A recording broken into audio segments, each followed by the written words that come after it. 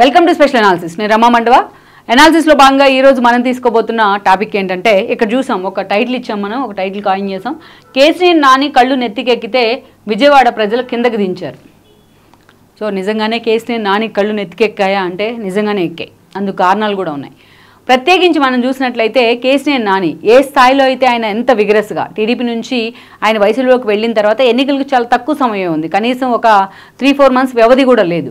అలాంటి సమయంలో ఆయన టీడీపీని వీడి వైసీపీలోకి వెళ్ళిపోయినారు. వైసీపీలోకి వెళ్ళిపోయిన తర్వాత ఆయన వైసీపీ జెండా కప్పుకున్న రోజే, జగన్మోహన్ రెడ్డి దగ్గరికి వెళ్ళి వైసీపీ జెండా కప్పుకున్న రోజే with in the next minute నుంచి ఆయన చంద్రబాబు నాయుడిని, లోకేష్ని టార్గెట్ చేస్తూ చాలా సీరియస్గా విమర్శలు చేస్తూ వచ్చారు. అంతే, విమర్శలు ఒక్కటే కాదు, చాలా దూరం వెళ్ళారు ఆయన తర్వాత రోజుల్లో కూడా. సో పూర్తి స్థాయిలో ఆయన విమర్శలు చేయడమే కాదు, వ్యక్తిగత విమర్శలకు కూడా వెళ్ళడం జరిగింది. ఒక రోజా తరహాలో, ఒక నాని వంశీ తరహాల్లోనే. అంతేకాదు పార్టీలో విత్ ఇన్ ద మీటింగ్లో జరిగిన కొన్ని విషయాలను కూడా ఆయన బయటికి మాట్లాడుతూ చాలా హడావిడి చేశారు. అటువైపు నుంచి చూస్తే తన సొంత తమ్ముడైన చిన్నికి టికెట్ ఇచ్చే విధంగా కూడా ఈయనే చేశారనుకోవాలి. వాళ్ళ చిన్ని తన మీద భారీ మెజారిటీతో గెలిచి ఎంపీగా లోక్సభలో అడుగు పెడుతున్నారంటేనే అది నాని ఇచ్చిన క్రెడిట్ అనుకోవాలి నిజంగానే. సో ఆ స్థాయిలో కళ్ళు నెత్తికెక్కిన విధంగా నాని మాట్లాడారు. అంతేకాదు 1-2 లక్షల మెజారిటీకి పైగా తాను సాధించకుండా ఉంటే విజయవాడలో తాను అస్త్ర సన్యాసం చేస్తాను, రాజకీయ సన్యాసం చేస్తానంటూ కూడా నాని మాట్లాడారు. ఒక చంద్రబాబు నాయుడికి సవాల్ విసిరారు, ఒక లోకేష్కి సవాల్ విసిరారు, అనేక రకాలుగా ఆ పార్టీని హ్యూమిలేట్ చేసే ప్రయత్నం చేశారు. అంటే ఒక్క మాటలో చెప్పాలంటే కేసుని నాని కళ్ళు జగన్మోహన్ రెడ్డిని చూసుకుని నిజంగానే నెత్తికెక్కాయి. అంటే రెండు సార్లు ఎంపీగా గెలిచేంత మాత్రాన ఆ స్థాయి అహంకారం అనేది కూడా ప్రజల ప్రశ్నకు కారణమైంది, విజయవాడ ప్రజల ప్రశ్నకు. అందుకే ఈ రోజున అస్త్ర సన్యాసం నిజంగానే చేయాల్సిన పరిస్థితి నానికి ఎదురైందని అనుకోవాలి. గతంలో మనం చూసిన, అందుకే నాని తను చంద్రబాబు నాయుడిని, ఆ పార్టీని విమర్శించే క్రమంలో పార్టీదేం లేదు అంతా నాదే అన్నట్టుగా బిహేవ్ చేసిన తీరు కానీ. సో ఈరోజు ఆయన నిజంగానే ఆ గర్వభంగమైంది ఆయనకు. అందుకే అస్త్ర సన్యాసం చేయాల్సిన పరిస్థితి అయితే ఎదురైంది. గతంలో మనం చూసినట్టయితే తాను వచ్చిన మూలాలను కూడా నాని మర్చిపోయారు. గతంలో నాని ఫస్ట్గా ఆయన ప్రజారాజ్యం పార్టీ, కేసీఆర్ ట్రావెల్స్ అధినేతగా ఆయనకు పేరుంది. ప్రజారాజ్యం పార్టీ నుంచి చిరంజీవి పార్టీ పెట్టిన తర్వాత ప్రజారాజ్యం పార్టీ నుంచి నాని రాజకీయ రంగేట్రం చేస్తున్నారు. అయితే ప్రజారాజ్యం పార్టీలో కూడా మ్యాన్ ఆఫ్ కాంట్రవర్సీ అన్న విమర్శలు అయితే ఆ రోజు కొని తెచ్చుకున్నారు. పలు ఇష్యూల్లో భాగంగా కొంత స్థానిక క్యాడర్తో కూడా ఆయనకు అనేక రకాల నెగోషియేషన్స్. ఈ క్రమంలోనే ఆ రోజు ప్రజారాజ్యాన్ని వదిలేశారు ఆయన. దెన్ టీడీపీలో జాయిన్ అయ్యి ఉన్నారు. అయితే లోకల్గా ఆయనకి కేసీఆర్ ట్రావెల్స్ అధినేతగా కానీ, లోకల్గా కాస్త పట్టున్న తీరు కానీ, ఇలాంటి విషయాల్లో చంద్రబాబు నాయుడు కూడా ఆ రోజు కన్సర్న్ చూపించారు. అప్పటికే 2009 ఎన్నికల్లో విజయవాడ నుంచి వంశీ పోటీ చేసి ఓడిపోవడం జరిగింది లగడపాటి చేతిలోని. అలాంటి సీటుని, ఒక విజయవాడ అంటే కృష్ణా జిల్లా టీడీపీకి హార్డ్ కోర్, అండ్ దెన్ ప్రత్యేకించి కృష్ణా జిల్లాలో విజయవాడ సీట్ అంటే కూడా అక్కడ ఎక్కువగా కమ్మ కాపు కాంబినేషన్లో హిట్ అవుతూ ఉంటుంది ఆ సీట్ ఎప్పుడు కూడా. అలాంటి సీట్లో ఎక్కువగా కమ్మోళ్ళకి అక్కడ ప్రాతినిధ్యం, కమ్మ సామాజిక వర్గానికి ప్రాతినిధ్యం కూడా లభించింది లగడపాటి లాంటి వాళ్ళ రూపంలో అనుకోవచ్చు, అంతకుముందైనా కావచ్చు. అలాంటి సీట్ని కేసీఆర్ నాని కేటాయించారు, వంశీని పక్కకు పెట్టి. మరి వంశీని బలవంతంగా గన్నవరం సీటుకి పంపించారు, కేసీఆర్ నానికి ఎంపీ టికెట్ ఇచ్చారు. అది కూడా 2014 ఎన్నికల్లో. అందుకంటే ముందు కూడా చంద్రబాబు నాయుడు పాదయాత్ర చేశారు, వస్తున్నాం మీకోసం పేరుతో. ఆ పాదయాత్రను కూడా కొంచెం ఇనిషియేట్ తీసుకునే ప్రయత్నం చేశారు నాని. ఈ క్రమంలోనే ఆయన ఎంపీగా గెలవడం జరిగింది 2014లో. ఇక పార్టీ కూడా అధికారంలోకి వచ్చింది. బట్ ఎప్పుడు కూడా పార్టీ అధికారంలో ఉన్న ఒక ఎంపీ స్థాయిలో ఆయన స్వపక్షంలో విపక్షం లాగానే వ్యవహరించారు. ఒక మోనోపలి నాని వైపు నుంచి చూస్తే అది ఒక అహంకార ధోరణిగా కనిపించేది చూసేవాళ్ళకు కూడా. ఇక ఎప్పుడు కూడా తన పరిచయాలు ఎంపీగా అటు గల్లా జయదేవ్ కానీ, ఇటు రామ్మోహన్ నాయుడు లాంటి వాళ్ళు రాష్ట్ర సమస్యలో, విభజన సమస్యల గురించో ఎప్పుడు ఫోకస్ చేస్తూ ఉండేవాళ్ళు. బట్ నాని మాత్రం తన సొంత కాన్స్టిట్యున్సీ మీద కూడా ఫోకస్ పెట్టారు. అదే స్థాయిలో బీజేపీ పెద్దలతో, లైక్ అటు టాటా వాళ్ళతో కానీ, ఇటు గడ్కరీ లాంటి వాళ్ళతో సంబంధాలు మెరుగుపరచుకోవడంలో ఈయన ఎంపీగా అక్కడ అడుగు పెడతాం అనేది ఆయనకు ఒక ప్లస్ పాయింట్ అయింది. అటు బీజేపీ నేతలతోని, ఇటు ఆ స్థాయిలో ఉన్న సత్సంబంధాలు ఆయన కేంద్ర స్థాయిలో విజయవాడ ఎంపీ స్థానంతో పాటు ఆ పరిధిలో ఉన్న అసెంబ్లీ స్థానాల్లో డెవలప్మెంట్ యాక్టివిటీకి కూడా ఒక ప్లస్ పాయింట్గా నిలిచిందని అనుకోవాలి. ఆ స్థాయిలో కొంచెం గ్రౌండ్లో కూడా దుర్గా బ్యారేజ్ లాంటివి అలా కొన్ని ఇష్యూస్లో ఆయన పేరు తెచ్చుకోగలుగున్నారు, వర్క్ చేస్తారు కొంతవరకు అనేది. ఇక అలాంటి నాని మరోసారి 2019 ఎన్నికల్లో కూడా ఆయనకి చంద్రబాబు నాయుడు టికెట్ ఇవ్వడం జరిగింది. 2019 ఎన్నికల్లో కూడా కేవలం పార్టీ నుంచి 3 ఎంపీలే గెలిచారు. ఒకటి గల్లా, ఒకటి రామ్మోహన్ నాయుడు, ఒకటి కేసీఆర్ నాని. అయితే ఇక స్టార్టింగ్లోనే గల్లా జయదేవ్కు పార్లమెంటరీ పార్టీ నేత పదవి ఇస్తేనే డైరెక్ట్ అలిగి చంద్రబాబు నాయుడు మీద ఆయన విమర్శలు చేయడం జరిగింది. విమర్శలు చేయకుండా పార్టీ మీటింగ్ కూడా రాకుండా చాలాసార్లు డుమ్మా కొట్టే ప్రయత్నం చేశారు. ఇక అదొక్కటే కాదు, అప్పటి నుంచి కేసీఆర్ నానిని చంద్రబాబు నాయుడు కానీ, పార్టీ కానీ ఎన్నోసార్లు కన్విన్స్ చేసే ప్రయత్నం చేసినా అంతకంటే మొండిగా వ్యవహరించారు. ఏదైతే మూర్ఖుడు రాజు కన్నా బలవంతుడు అన్నట్టుగా నాని వ్యవహరించిన తీరు మాత్రం కరడుగట్టిన టీడీపీ అభిమానుల్లో కూడా ఆయన మీద ఒక ఏహ్యభావం కలిగించేలా చేసింది.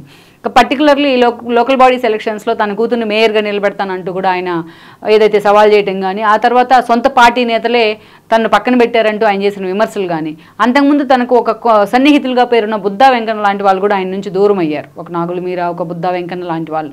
ఇక ఆ తర్వాత చూసినట్లయితే కార్పొరేట్గా గెలిచినా తన కూతుర్ని ఏదైతే మేయర్గా చేయలేకపోయినా ఆ ఆందోళన అయితే ఆయనలో ఎప్పుడు ఉంది. అదే దాన్ని ఎప్పుడు ఎక్స్పోజ్ చేయడానికి కూడా పార్టీ మీద చూపించేవాళ్ళు తన ద్వేషాన్ని. ఇదే సమయంలో అనేకసార్లు చంద్రబాబు నాయుడు ఢిల్లీ వెళ్ళినా, బోకేని సిరికొట్టిన తీరు కానీ అనేక విషయాల్లో ఆయన ఒక అసహనాన్ని బయటికే చూపించే ప్రయత్నం. చాలామందికి అధినేత తీసుకున్న అన్ని నిర్ణయాలు నచ్చకపోవచ్చు. ఇప్పుడు ఒక డైరెక్టర్ సినిమా తీస్తే ఆ సినిమా అందరూ యాక్సెప్ట్ చేయాలని లేదు. 100 మందిలో 90 మందికి నచ్చితే 10 మందికి నచ్చకపోవచ్చు. అధినేత తీసుకున్న నిర్ణయాలు, ఇప్పుడు సొంత ఫ్యామిలీలో మన తండ్రి నిర్ణయం తీసుకుని అది కొన్నిసార్లు మనం విభేదించవచ్చు. Within the box discuss చేయాల్సిన అంశాలు అన్నీ కూడా బయటకు వచ్చి ఆయన మీడియా ముందు మాట్లాడేవాళ్ళు. చాలా మోనోపలీగా, వన్ సైడెడ్గా ఆయన నాని వ్యవహరించిన సందర్భాలు అయితే చాలానే ఉన్నాయి. అయినా కూడా పార్టీ ఆయన బేర్ చేస్తూ వచ్చింది. శ్వేత ఎంగేజ్మెంట్కి కానీ, ఆమె వివాహానికి కానీ ఫ్యామిలీ మొత్తం కూడా లోకేష్తో సహా, బ్రాహ్మణితో సహా ఫ్యామిలీ మొత్తం వెళ్ళి రావడం జరిగింది. ఎప్పటికప్పుడు వాటికి పార్టీ అధిష్టానం బ్రేక్ చేసే ప్రయత్నం చేస్తుంటే ఆ విభేదాలకు ఎప్పటికప్పుడు నాని వాటిని ఎక్కువ చేసే ప్రయత్నం చేశారు.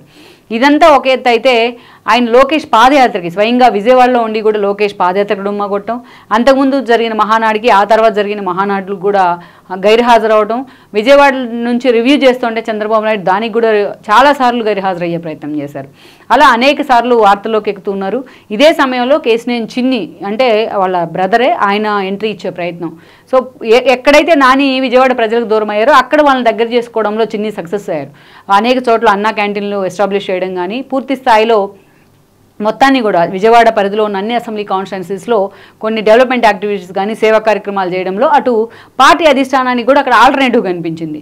అలాగని ఎక్కడ లోకేష్ కానీ, చంద్రబాబు నాయుడు కానీ చిన్ని పేరును ముందుగా ఎక్కడ ప్రమోట్ చేయలేదు నాని పార్టీలో ఉన్నంతకాలం. ఇక తిరువూరులో పార్టీ రివ్యూ మీటింగ్ పెట్టిన సమయంలో నాని చేసిన హడావిడి కానీ, అక్కడ అప్పుడు ఇన్ఛార్జిగా ఉన్న దేవదత్తును హ్యూమిలేట్ చేసే విధంగా ఆయన మాట్లాడిన తీరు కానీ నిజంగా పార్టీ అధిష్టానానికి ఒక ఆగ్రహం తెప్పించింది. అదే దేవదత్తు బయటకు వచ్చి మాట్లాడినట్టే పార్టీ పరువు కూడా రోడ్డును పడే పరిస్థితి ఉండేది ఆ రోజున. సో అలా నాని వ్యవహరించిన తీరు మాత్రం పార్టీ అధిష్టానం కూడా వెక్స్ అయిపోయింది. అందుకే ఆయన పక్కన పెట్టే ప్రయత్నం చేయడంతో విత్ ఇమీడియట్ ఎఫెక్ట్ ఆయన వెళ్ళి వైసీపీలో చేరారు. వైసీపీలో చేరిన దగ్గర నుంచి కూడా ఆయన విమర్శిస్తున్న తీరు మాత్రం నిజంగానే ఒక కేసినేని, ఒక కొడాలి నాని, ఒక వంశీని తలపించిందని అనుకోవాలి.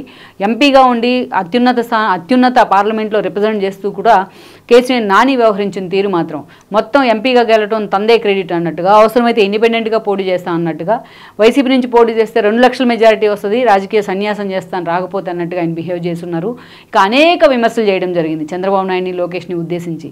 అదే సమయంలో చిన్ని లాంటి వాళ్ళు పార్టీకి ఓన్ చేసుకున్నారు, పార్టీకి దగ్గరయ్యారు. పార్టీ అధిష్టానం కూడా చిన్నికి టికెట్ ఇచ్చే ప్రయత్నం చేసింది. ఈ రోజును చూసినట్లయితే 2,80,000 మెజార్టీకి పైగా చిన్ని ఒక ఘన విజయాన్ని సాధించి ఆ విజయాన్ని ఈరోజు చంద్రబాబు నాయుడుకి ఒక గిఫ్ట్గా ఇచ్చున్నారు.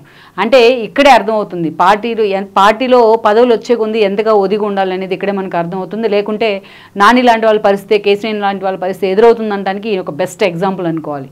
అంతేకాదు ఇన్ని సవాళ్ళు ఒక పక్క, తన తమ్ముడు ఎన్ని రోజులు తను తిడుతూ వచ్చి తను లెక్క చేయని తన తమ్ముడే ఒక పూచిక పొలలాగా ఆయన తీసి పక్కన పెట్టిన పరిస్థితి కేసినేని నాని ఇన్ని రోజులు తన తమ్ముడిని.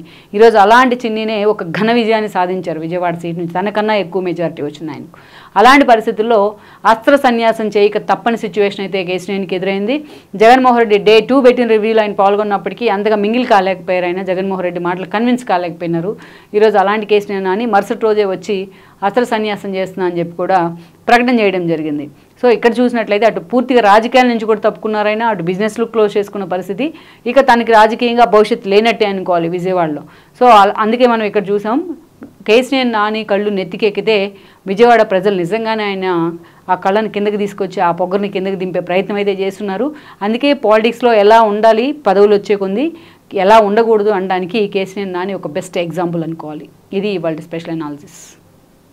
ఈ వీడియో మీకు నచ్చినట్లయితే please share, like and subscribe R24 Telugu.